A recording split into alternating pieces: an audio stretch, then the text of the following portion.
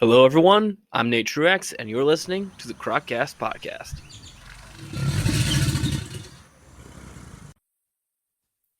Hello, everyone. Welcome to back to the Croccast Podcast. I'm your host, Nate, and today I'm joined by Dr. Christina Zdenek, instructor and co-owner of the Australian Reptile Academy. Dr. Christina, welcome to the show. Thanks for having me. So, do you want to get us started off on how you first got into reptiles and kind of your career and what you led up to this point? Yeah, sure. It's been a long journey. It started probably how a lot of other people in reptiles, and that's from a really young age. So I got hooked probably from around the age of 8.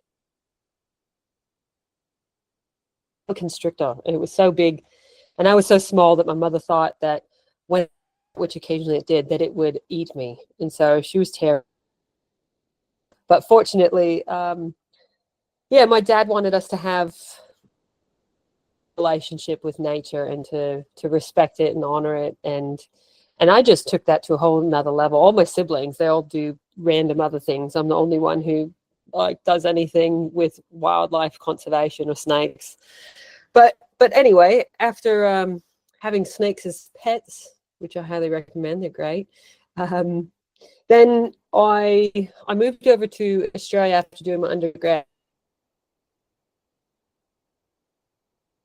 Me to research wildlife conservation out here, so I wanted to make a difference for species and habitats, and I just saw such a huge need for research and conservation and education in the snake space, because there was a long way to go, and there still is. So various things that I did was traveling around, educating the public at outdoor events where the community comes and has what's called like an outdoor day, agricultural day, that sort of thing. So I was teaching people about snakes. I was doing snake shows. And so traveling around doing that for 8 years seasonally, that was pretty good fun. Got to learn really what people think about snakes and what makes them think that way. And it really was a good foundation for starting a PhD. I ended up doing a PhD on snake venom, Australian snake venoms and anti-venom efficacy and that sort of thing. But I embedded ecology of Australian death adders into that. So I had to do a whole heap of venom extractions and field work and tracking snakes and all the ecology. And so that was really good. And done various scientific papers about snakes, including how they respond to airborne sounds. And I guess more recently, for the past about 4 years, just been running the Australian Reptile Academy as an aside to other full-time work. But yeah, that's where we train people in the safe and ethical handling of venomous snakes. So I guess that is probably a bit of an introduction of me and my relationship with snakes over the course of my life. All right, and you mentioned you did a lot of work with Australian death adders. Here in the States, you kind of hear of death adders being kind of this almost halfway point between a lapid and a pit viper almost, and how they behave and like their dentition and everything. Can you talk a little more about your work with death adders and what makes them special? Yeah, absolutely. So death adders, that's the genus Acanthopus.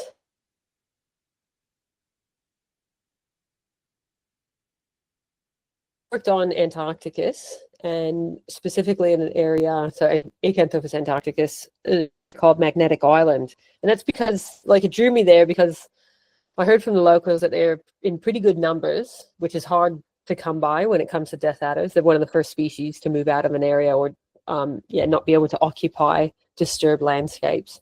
But yeah, Magnetic Island was different. There was a lot of bushland, small little island, only 8 kilometers wide, and there's like 3,000 residents. It's like there's not too many people living there. So anyway, it's a beautiful place, and so I decided to do some research. Like, we know that they're listed as vulnerable at the state level within Queensland, and so wondering, how are they faring with cane toads? So when they eat cane toad,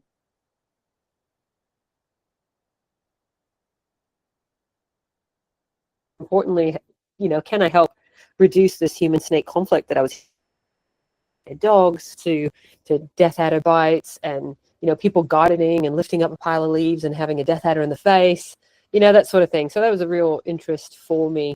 Took a while to win any sort of grant money to say,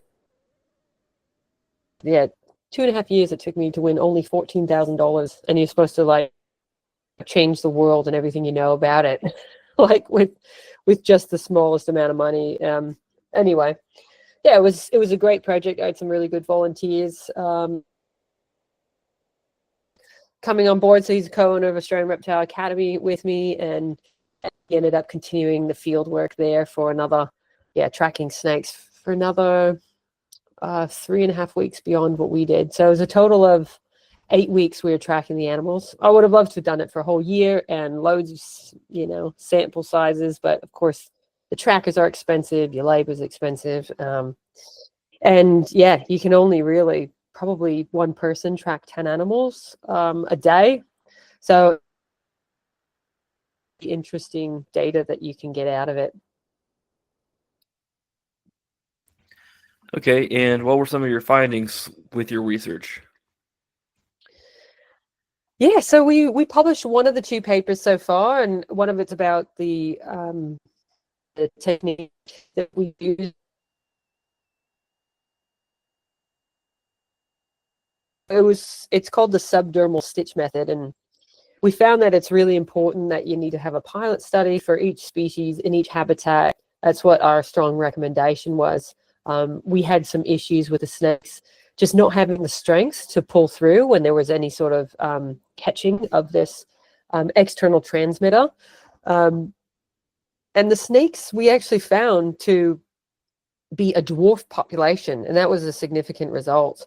So compared with the mainland, they are significantly smaller on the island. And you see this in, a lot of sort of island biogeography sort of studies, where you get these isolated populations, and based on, the parameters there and what prey availability and, the amount of calories available to you, like there's not that many mammals at all on the island, but there's all these little skinks. And we noticed that the death adders, they were just hunting skinks the whole time, and there's not much to a skink. So we think they're just growing a lot slower because they're not having this much more fattier source of food that would be like little and hopping monkeys. For any future research going forward. And then we looked at their home range and whether translocating these animals, what impact that would have on them. Because the literature has shown that basically anytime any snake's being translocated from where its home range is, it doesn't often fare well for the snake. It increases their risk of predation, getting run over by cars, increase in their movement patterns and that sort of thing. But we're wondering, okay, well, how an ambush predator? So something that we know isn't an active forager. They sit and wait for their food to come to them. We suspect they have a small home range. And that's indeed what we found. We found very little movement of the, it was still extremely hard to find them, as a side note. Like even in a square meter, you're like, oh my God, where's the snake? I know it's right here. But anyway, like the biggest movement we had of an individual overnight was 32 meters. So what's that, like 95 feet or something like that for the American audience.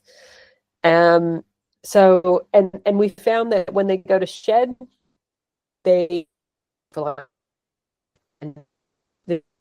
some of the movement patterns, and they need a safe place to be able to just hunker down in that moment or that period of shedding their skin.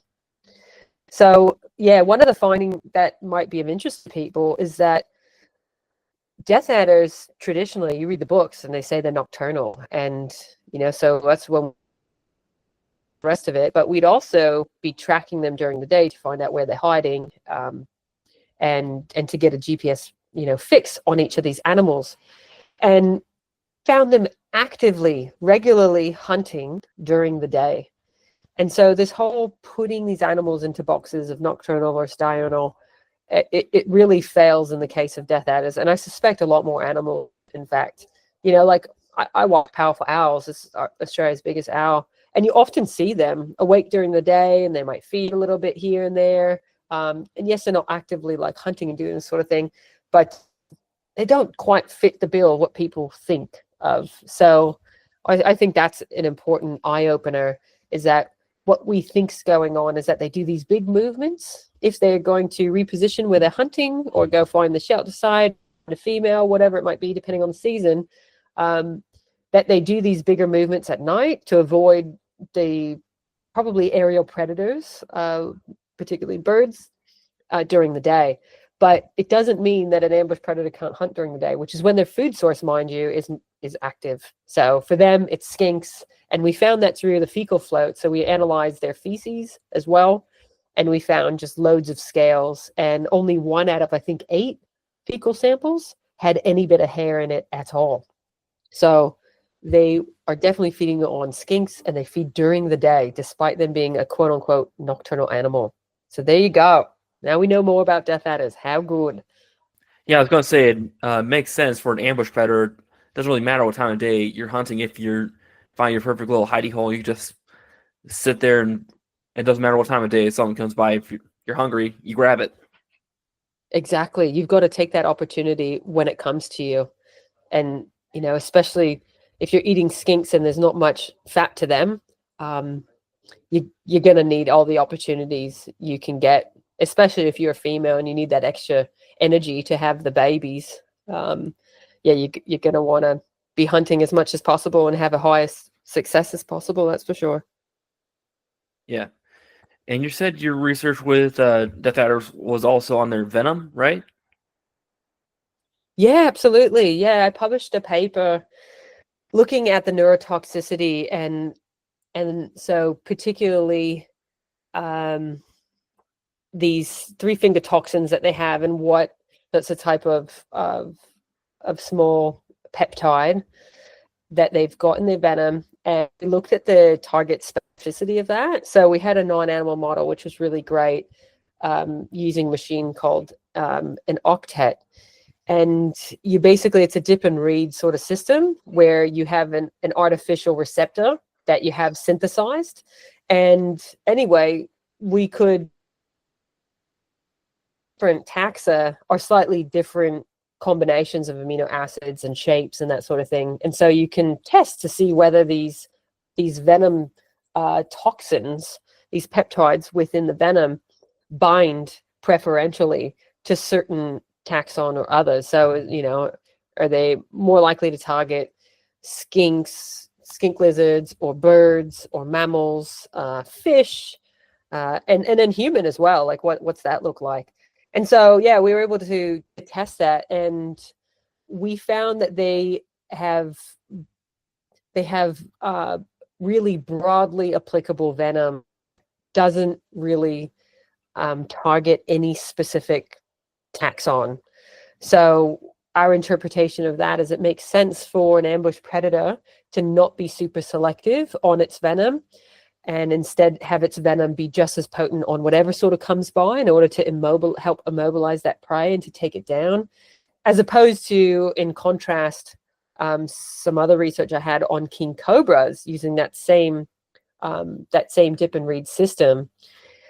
We found that their venom hugely preferentially targets the snake receptor, alpha-1 nicotinic acetylcholine receptors, for anyone who's much into biology and venom and that sort of thing. So that's the target we were looking at. And with king cobras, it just, you know, lit up like a Christmas tree on the snake receptor, and very little on any of the other receptors. But in contrast, yeah, death adders, it was very broad spectrum specificity. So it was really cool. Cool outcome of that paper. Okay, and do you notice, I don't know, did you do any like venom extraction or samples from the Magnetic Island population? I did not extract venom from Magnetic Island population. I was planning on it, but my supervisor at the time unfortunately let his permit lapse, and I found out 8 days prior to the. So that was quite unfortunate, and I needed to almost rethink my entire research question, because it was going to be about venom, and I needed to just completely pivot in a very short period of time. Yeah, which took a hit for sure, but I ended up having to come back for another field season. But yeah, found some funding for that. So no is the short answer. Did not extract venom from them because I didn't have. But I extracted from data which hadn't been done before, including the relatively new addition, the cryptomydrus one. So that paper hasn't come out yet. So there's just no longer that's no longer part of the remit of what I'm doing. So it's difficult to spend the money and doing these things when you're obligated to who's paying your bills. So hopefully that comes out at some stage, comparing all the species of death adder's, their specificity and their relative potency of their neurotoxic venom. Yeah, I was going to say it'd be really interesting to find if isolated island populations have slightly different venom composition versus mainland populations. Absolutely, it would be a great question. I would suspect that they possibly could have evolved to target lizards a little bit more potently than all the other ones, because that's what we found that they were eating. That would confer a selective advantage for those populations there, just because of what lives on that island. But yeah, we weren't able to do that at this stage, but that would certainly be a question for the future. All right. And of course, this could have some implications for how venom affects humans. Like if they're, for instance, if the venom targets mammals, well, we're a mammal too, and so our receptors are a lot closer in shape and immune sequence than say other ones. So yeah, it's if they target mammals, there's a greater chance that it's going to have a more negative effect on humans as well. I mean, you look at eastern brown snakes, and they target rats and mice, and it's no wonder why it's such a potent venom on humans and can kill them quite rapidly. Yeah. Speaking of your other research, you mentioned you did work on seeing how snakes respond to airborne sound. You want to touch on that a little briefly? Yeah, sure. Yes, this was research that my colleagues and I published, I think it was 2021, maybe 2022.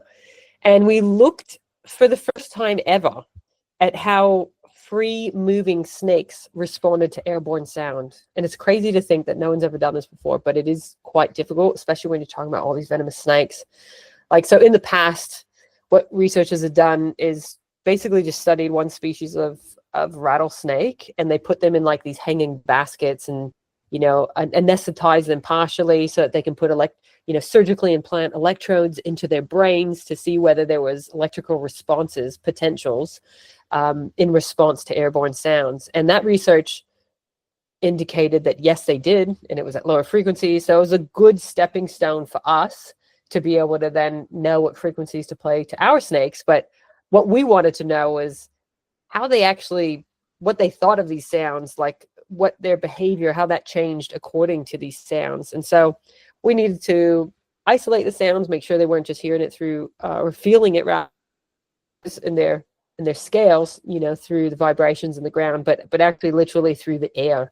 That's just another medium where these sound waves and vibrations can travel. And we know snakes have internal or middle ears, so maybe they are hearing things. Maybe. So we tested 19 snakes from 6 different genera.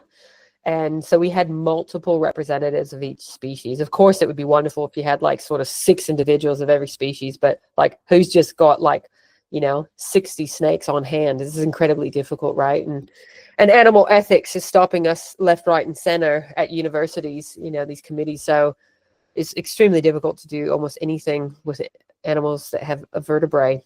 But yeah, anyway, we managed to get these ethics approval to research our snakes. And yeah, we played them these different sounds, and they were different frequencies, and they were just sort of broad, sort of sounds in order to make it manageable. We had 309 different trials.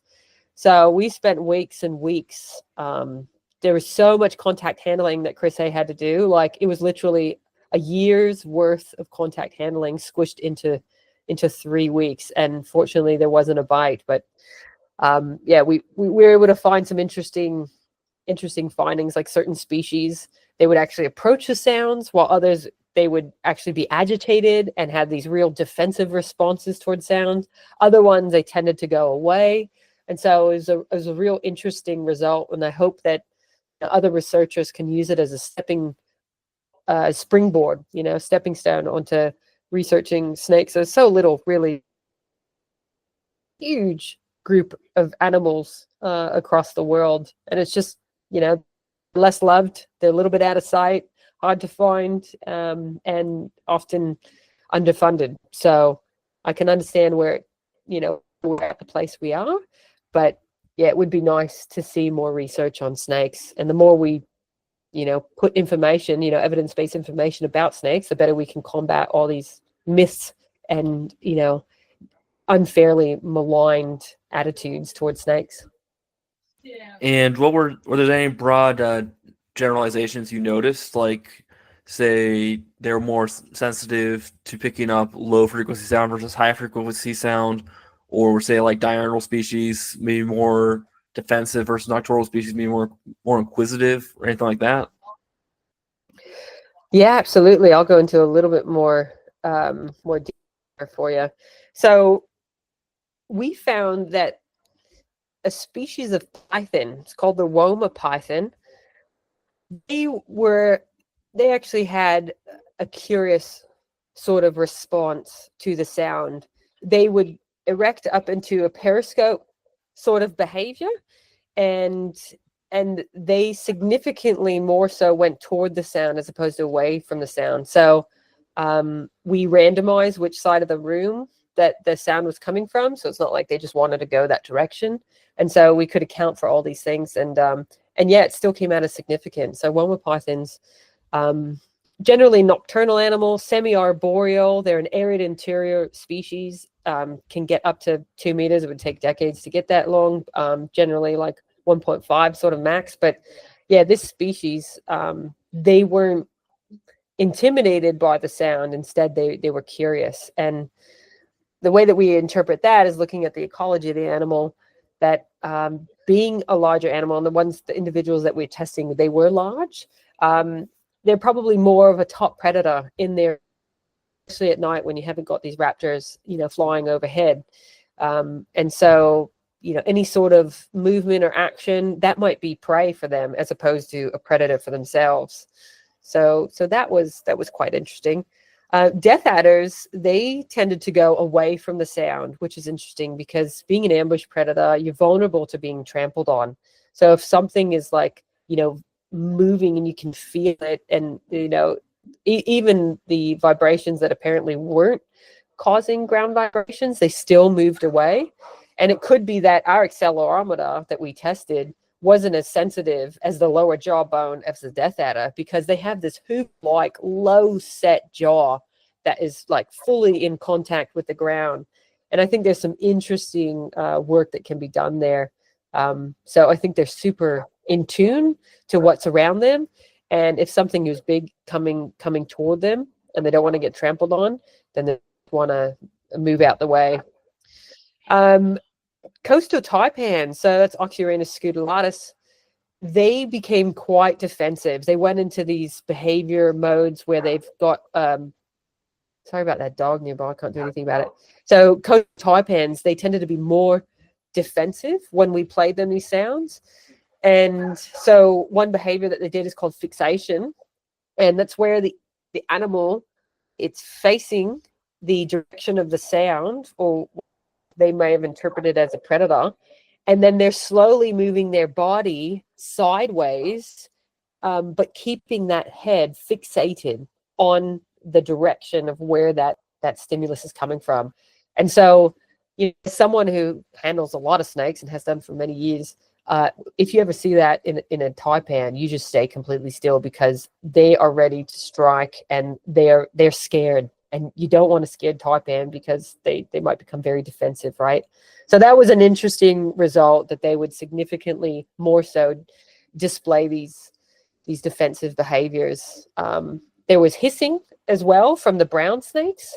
And that was an interesting case. So Pseudonia textilis, it was all or nothing for them. And it really pairs super nicely with what we see in terms of their reaction to people walking past them. So Whitaker and Shine's paper from 1997, they looked at the reaction of eastern brown snakes to people walking, and it was like they either stood still or they do this all-out sort of reaction. And it's kind of like, if you push the buttons hard enough, they will defend themselves in a fierce manner.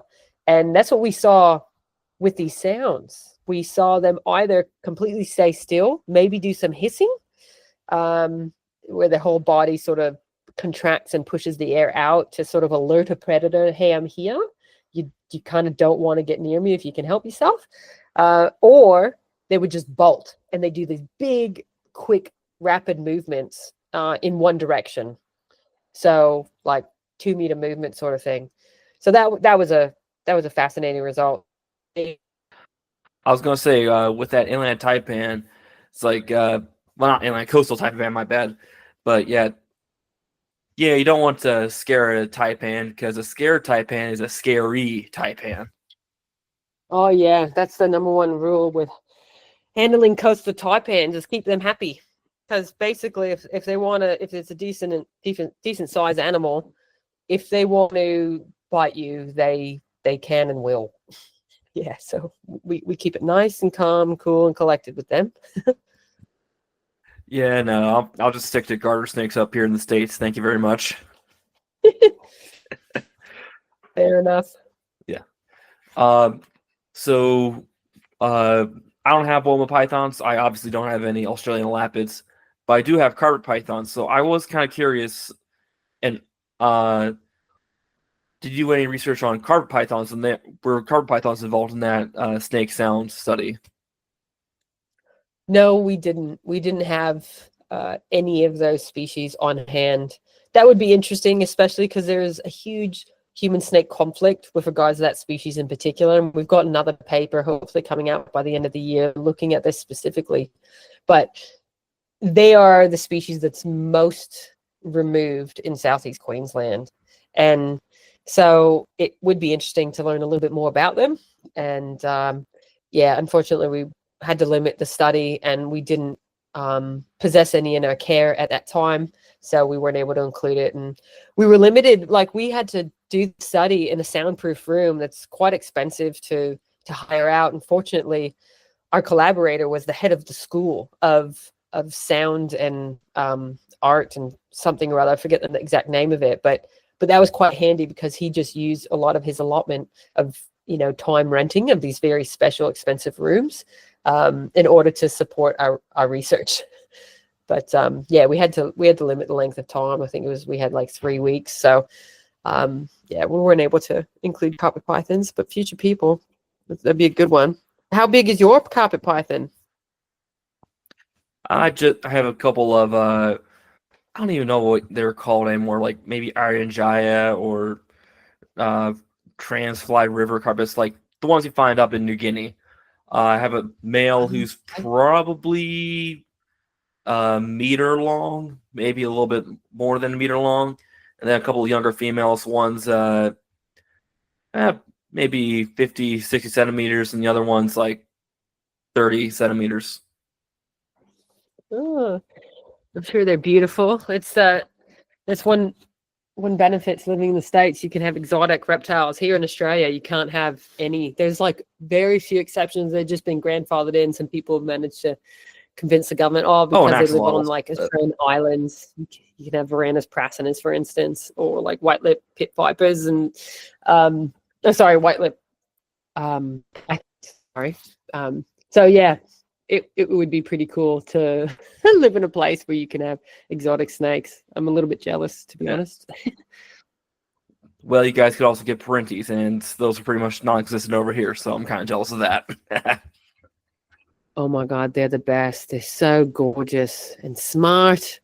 And yeah, they take a lot of care in like a huge area. So a lot of people wouldn't be suitable to keeping them. If they stayed like 2 feet long, man, they'd be popular, but they get huge. Yeah. So at the can you describe some of your work with the Australian Reptile Academy? Yeah, sure.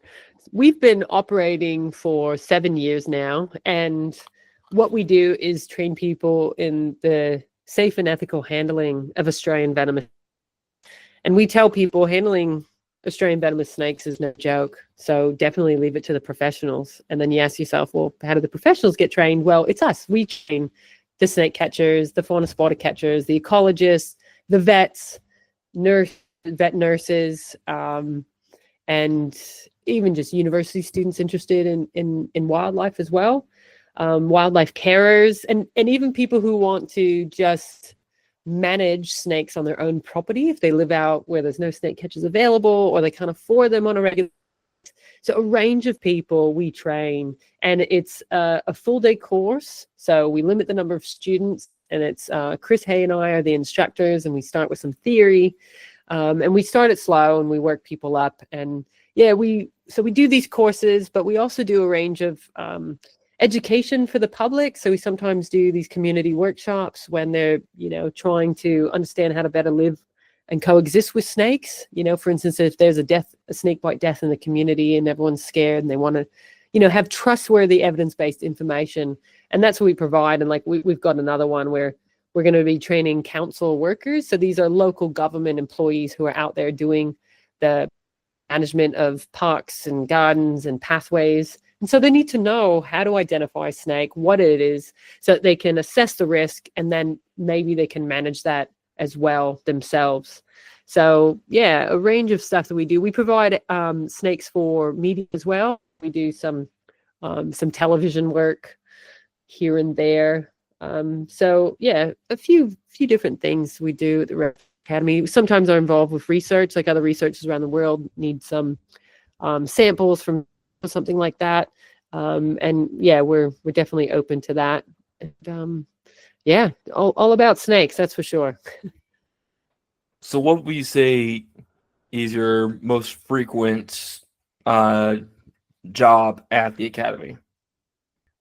I'd say most often compared with the other tasks is like our main thing is doing the venomous snake handling training. We do that about once a month. There was 1 month where we had 4 courses. That was pretty intense.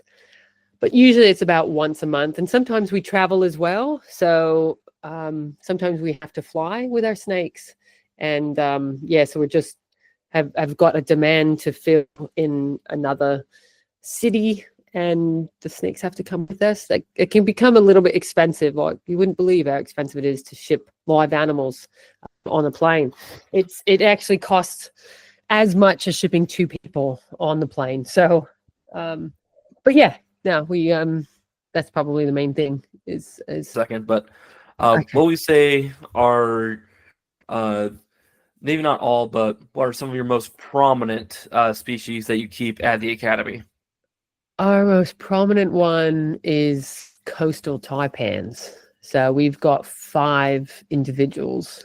Coastal taipans. Oh, you really like playing with fire. Yeah. Yeah, and sometimes it is.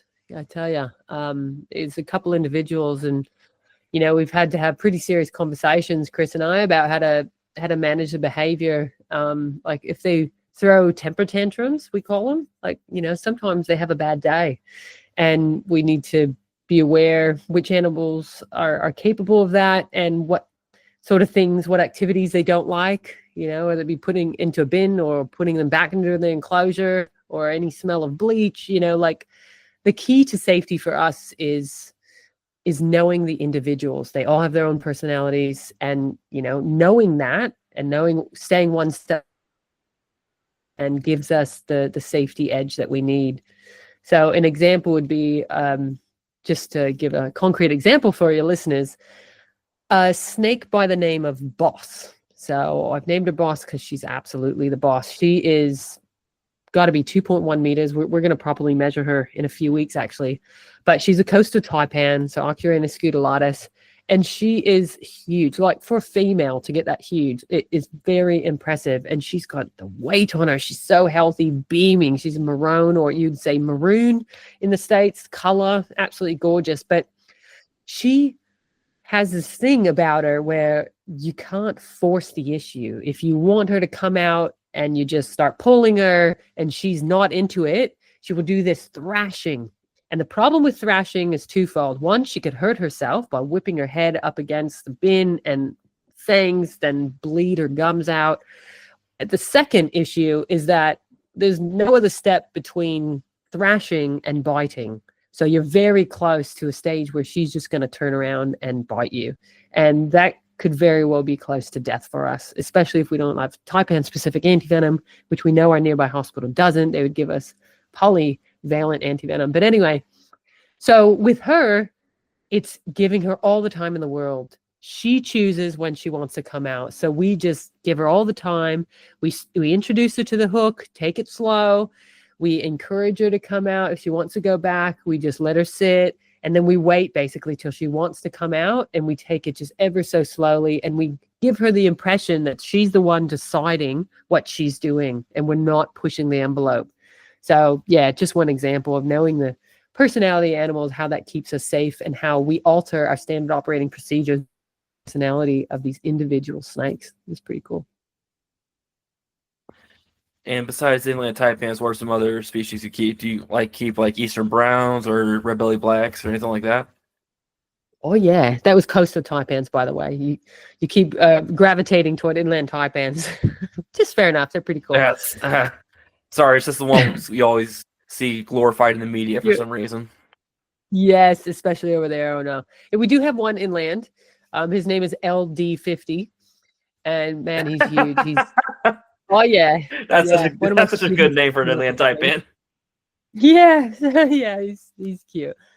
Yeah, he was orphaned to us. A person couldn't care for him, and he was kind of on death's doorstep, to be honest. Tiger snake. We've got 2 eastern brown snakes, one of which he's literally past 2 meters. He's like huge, this thing. He's got to be one of the biggest in captivity. His name's Upgrade, so that's pretty cool. We've got a strap-snouted brown snake, so it's Pseudonea spidorinca. We've got another species of black snake, the Colette's black snake, so Pseudechis colletti. We've got the Butler's black snake, so Pseudechis butleri. That one's gorgeous. He's kind of long and skinny, nothing like a mulga snake, although closely related. So that one's quite interesting. What else we got? So we got 2 pale-headed snakes. These are arboreal snakes. So that's Hoplocephalus bitorquatus. They should be listed as vulnerable. They're not. There's not enough research on it. And Queensland just keeps deforesting. It's like literally, if we were our own country, we'd be the second worst country for deforestation in the entire world, 10 times the amount of Indonesia. Anyway, off my rant. That's a side note. We need to stop bulldozing the bush over here. It's really bad. Please sign all the petitions. So the pale-headed snake is beautiful little thing. Slow growing, we find. We've got 2 of them. They've got some really nice color patterns on the head. And they live under the bark of really old trees that are exfoliating the bark outwards, these iron barks. Along creek lines, these trees often are, like Eucalyptus crabra, that sort of thing. There's more. How long do your listeners want to listen to the list of species we've got? We've got 2 Dejara death adders. So that's a rough scale death adder. That's Acanthopus rugosus. They're huge. They're awesome. They're sisters. They were in the same litter, but their personality is chalk and cheese. That's another story. We've got 3 green pythons, green tree pythons. So 2 are juveniles in the yellow form stage, and then 1 that has done its lovely transition to the green stage. So they're quite fun. And then we've got are those guys 5 Roma pythons. Oh yeah. And are those guys more like the Iron Range locale, or what locale are those green trees? Yeah, we've got an Iron Range locale, and then we've got Aru Islands one. So I'm preferential to Iron Range one because I've seen 60 of those in the wild, and just that to me seems like a green python, not these weird looking ones. Seems like it's just these morphs that people breed, but fair enough if they're just a different locality. But Yeah, no, they're pretty stunning, and just to see them caught a lure is good fun. You know, you don't see much behavior in snakes, but that's a cool behavior.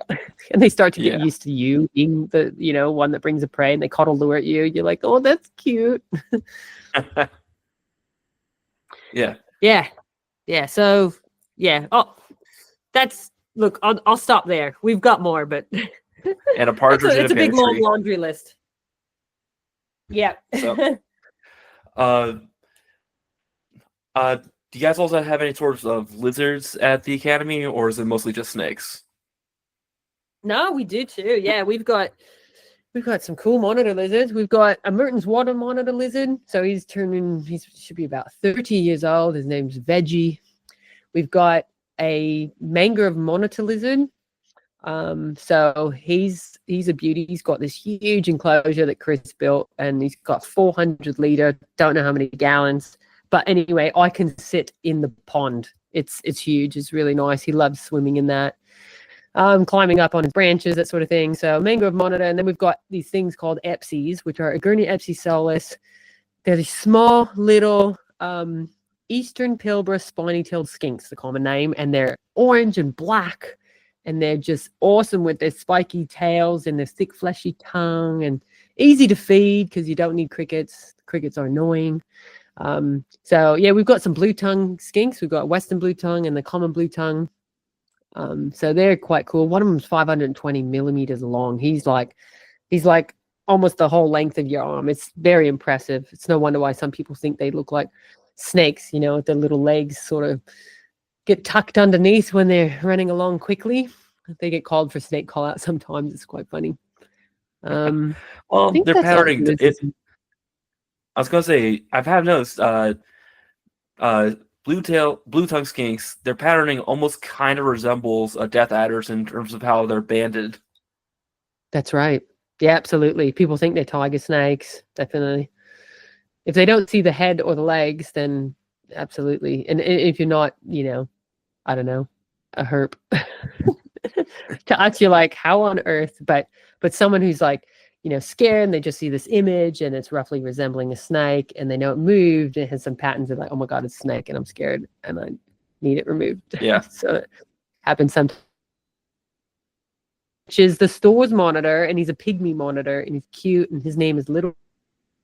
He eats crickets. He's naughty that he won't get off his cricket, so that's a bit annoying. Yeah. And because this is the Croccast podcast, I have to ask, does the Academy do any work with crocodilians? No. Sorry, listeners. You have to expand your herp interest beyond the crocs. Chris has worked with crocs in the past when he was working with another company. He's done a fair amount of work. That was just like, the public being able to have but yeah, we made the choice not to have crocs. They're a little bit involved. They need a big amount of space, and these, you got to manage the water. And there's just not that much interest for us in terms of us training people how to handle reptiles.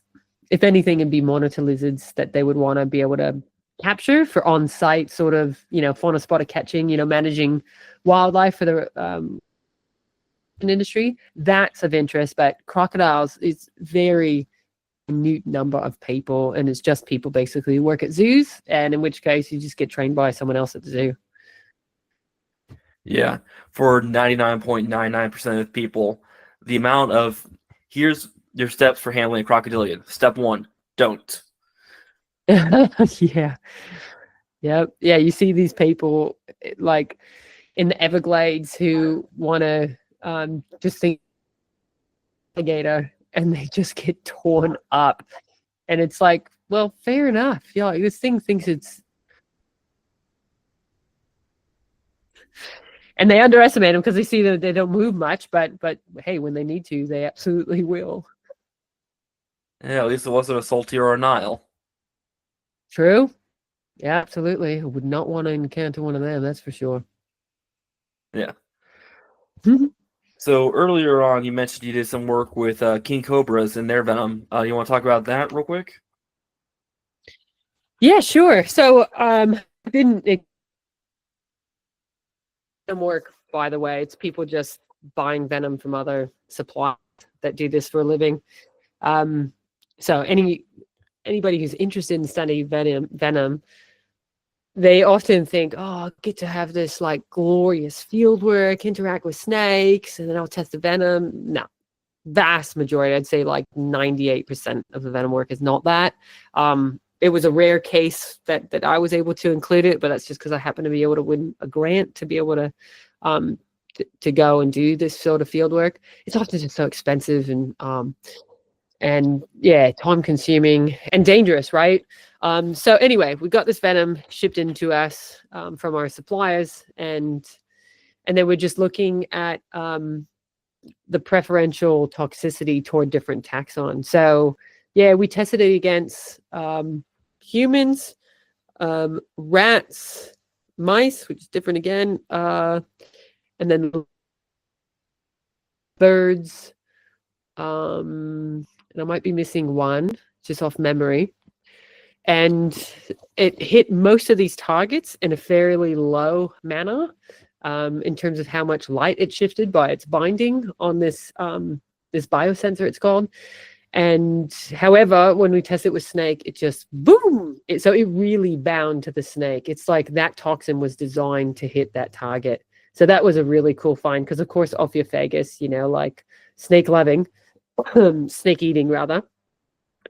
That's what they do. They target snakes. And so, yeah, just, I guess, a nice opportunity to remind people that you want to keep king cobras around. They're not the things that are biting people and killing people. In fact, that's why most of these countries don't even carry king cobra anti-venom. You look at Bali in Indonesia, they don't even have king cobra anti-venom because, it's a zero-sum game, how much money they've got for, their medical systems over there. So they look at what the cases are, and then they pay for the production of the anti-venom for the things that are causing the most trouble, and it's not king cobras. So it's just nice to be able to remind people that they eat other snakes, they keep a nice balance of the ecosystem, super important, and we should totally respect these, the longest venomous snake in the world. And it's really great that we found researchers have found recently there's that many more species. And so it means that in each place they need the protection. You can't just be like, oh, okay, that one island over there has got them, so we're not going to lose them in the world. Well, it does no good for the ecosystem or all the other places that they live if you don't have, this predator there. So yeah, a little bit of a longer answer than just what we found about venom, but there you go. Yeah. I'm obviously not speaking from first-hand experience here, but I have heard from people who have worked with king cobras that they are a lot different than true cobras, and that they seem a lot more thoughtful, maybe is the word. Yeah, I can see where they're maybe coming a lot from. more cognizant of the situations going on. Yeah, I mean, I've interacted and handled some king cobras and some regular cobras like Java's and spitting cobra. And in comparison with the individuals that I work with, I totally agree with that sentiment that there's, they're a large animal that can't move super quickly. And so they're really thinking about what they're going to do. And, it's as opposed to like a spitting cobra, for one, it can spit, but for two, it can, evade a predator much more readily than a big king cobra. So yeah, it way less, they'll stand up, try to do this intimidation and that whole hissing thing. That's very impressive. So it's all about preventing that interaction that can reduce the chance of it being harmed, and it can hopefully, get away unscathed. But I found them, very cool to interact with. And I know the people who work with them, they just fall in love with them. And they get really sad when they see, people kill them. The tracking project, found almost all the king cobras ended up dying over the several years, and either from being like run over or killed, persecuted. And you just wonder, well, these things must live to a long age to get so big. Their populations have to be dwindling in a lot of places. Snake conflict, killing king cobras is not the way to do it. So education's needed for sure. Yeah. Speaking of human snake conflict, and we touched on this a little bit with the you mentioned Queensland and its deforestation, but what are some steps people can do to mitigate human snake conflict and to help with local conservation? And foremost thing that someone can do to try to coexist and improve snake conservation is to learn more about snakes, to understand them a little bit better. There is some good information out there. We just need to avoid the myths and, these stories in pubs, these tall tales that just, the fish keeps getting bigger and bigger, every time you tell that story. So I think it would be great if there's some more research for snakes so we can understand them better. There's about half as many research papers coming in about snakes than are relative to other taxa, relative to the number of species are in the represented in the tree of life. So, for instance, just to give some context there, like snakes make up 14% of the vertebrate species on the planet, but only 7% of the papers. And it's almost the opposite effect when you look at birds. So you have way more papers relative to the actual number of species. And that's just because, I guess twofold. People are really interested in birds. They love it. But they're also more accessible. So that's be part of it too. But a lot of it comes down to funding. And I think it would be really nice to see the tide sort of turn to, incorporate new information about snakes, understand them a little bit better. If people want to coexist with snakes, I mean, the biggest thing is habitat. Don't destroy forests. For the climate, carbon storage, all the rest of it. It's the huge thing for snake conservation. And basically, I mean, definitely every species in Australia, the number one cause of their demise. There's other factors, but deforestation is the number one. For us, invasive species is sort of a close second in a lot of cases, feral cats and roaming cats.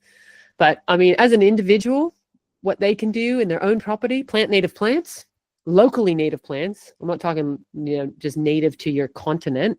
We can do a little bit better than that. Things evolved with plants that lived in that local area. So that's the best way to support local species in the ecosystem, plant locally native plants, keep the leaf litter, don't blow the leaves, don't have biodiversity hating lawn or limit the amount that you have. And I think the more of us do this, the more of a social norm it becomes. I'm the only one on my street that has planted all natives and has no lawn. And people look and they wonder, and I think there's a lot of them are scared. My neighbors and just all these other communities are scared to go against the norm. But let's choose something that makes sense. I don't have to mow it. Noise pollution, that carbon pollution, that waste of time. And instead I can support all the pollinators and the butterflies and the skink lizards. And, sure enough, even if people don't like snakes, they're important too. And they're providing 24/7 vermin control for us. You imagine a world without snakes. We'd be overrun with rats and mice and the ticks and fleas that come along with those vermin, right? And so the disease prevalence would probably go up. And so they're providing these huge ecosystem services for us. And, they were here millions of years before humans. So I think we owe it to them to just, give a little instead of just take everything. All right. And sounds like a good ending point. So how can people reach out to you and reach out to the Academy and find out more about the Academy?